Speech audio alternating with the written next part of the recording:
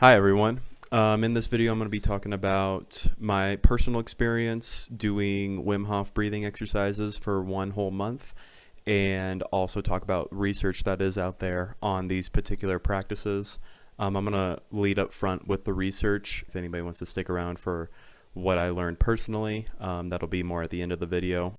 So I've got 5 studies for you. The first 2 I was only able to find the abstracts for the 2. To start, for the whole month I only did Wim Hof breathing exercises. The entire Wim Hof method is breathing, cold exposure, and also meditation practices. He's got a 3-pronged model, I believe, and that's all in his guides and plans that you can pay for and get, which it seems like there's a lot of basis for them, but I just kind of found a YouTube video that I can put a link for, and the practice was 10 minutes, which is really doable. But getting back to the studies, from the Department of Intensive Care and Medicine at the Radboud University Nijmegen Medical Center, the Netherlands. This is where they're doing most of the studies on Wim and his practices. They performed direct tests on Wim Hof, and this particular paper I'm referencing is the influence of concentration and meditation on autonomic nervous system activity and the innate immune response.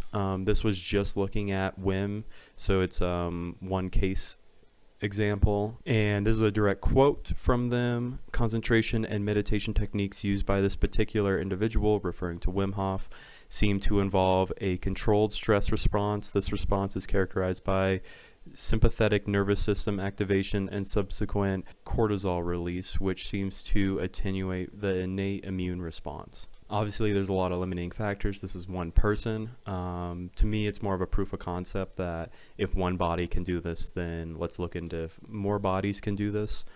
This is one of the studies where they put them in ice for 80 minutes, and for one, surviving that has thought to be impossible, but we have now come to see that it is possible with the human body, which is really cool to see through what Wim Hof has demonstrated. And on a side note, I highly recommend looking into the world records and accomplishments that he has. You can just do a quick Google search and find that. And again, that was just the abstract, so that's about all the information I can give you on that. If you get your hands on the paper and can give it to me, I would love to see this paper in full. And then the second one, again, abstract only, was from the Department of Pediatrics from Wayne State University School of Medicine, Detroit, titled Brain Over Body, a study on the willful regulation of autonomic function during cold exposure.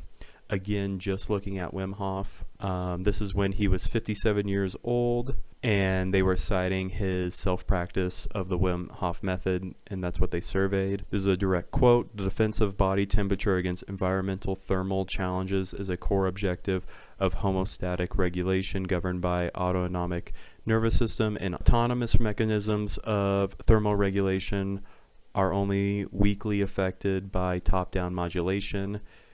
Weekly is better than nothing, and also this is just one study, I might add. Back into the quote, allowing only transient tolerance for extreme cold. Transient's better than nothing, and if they're using transient to describe 80 minutes in ice, it's not bad. But as I move on, the Wim Hof method also engages in higher order cortical areas, left anterior and right middle insula, that are uniquely associated with self-regulation, and which facilitate both internal focus and sustained attention in the presence of adverse, ergo cold, and external stimuli.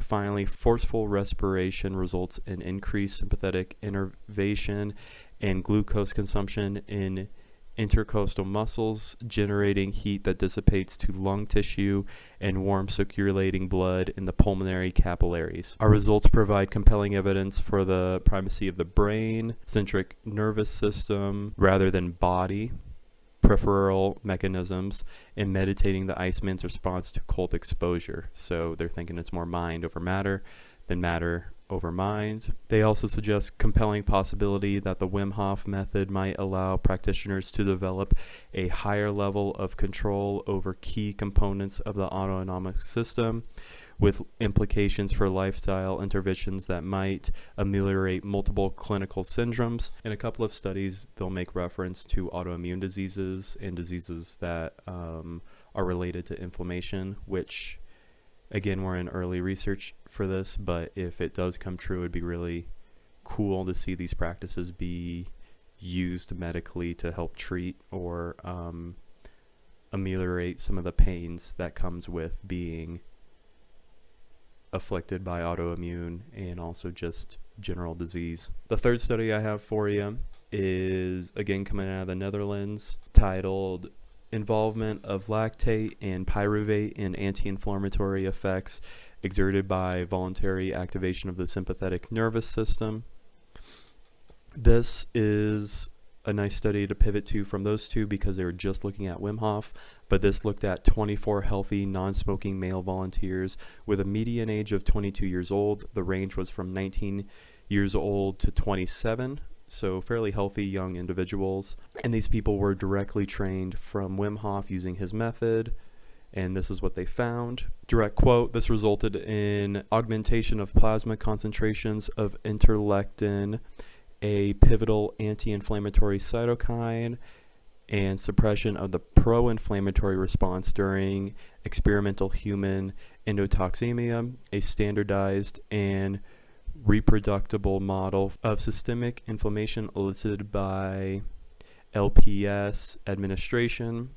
It goes on further in the article to say, activation of the sympathetic nervous system is also known to profoundly impact cellular metabolism. Furthermore, their interaction between immune responses and host metabolism is also termed immunometabolism, and this has gained renewed interest.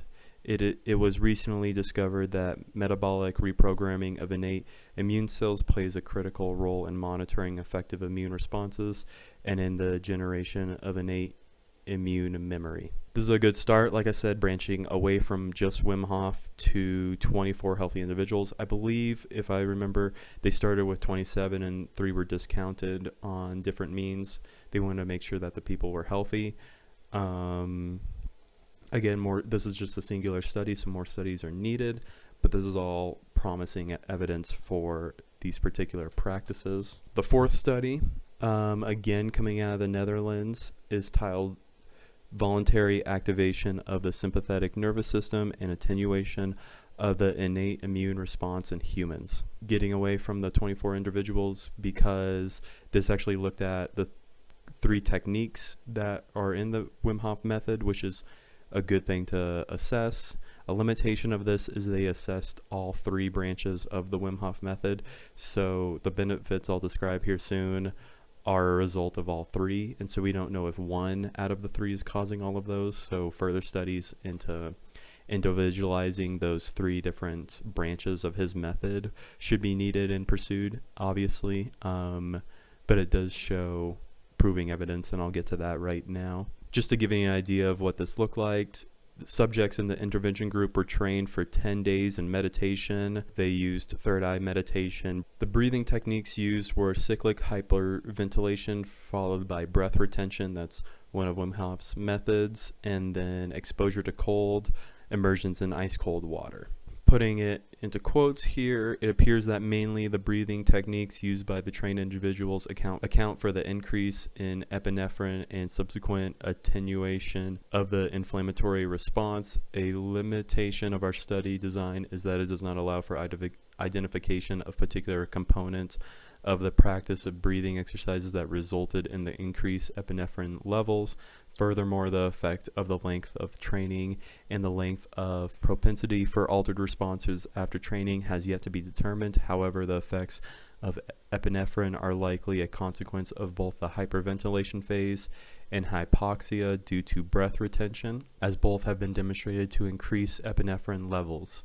Later in the article, the present proof of principle study demonstrates that the sympathetic nervous system and immune system can be voluntarily influenced through practicing techniques that are relatively easy to learn within a short time frame.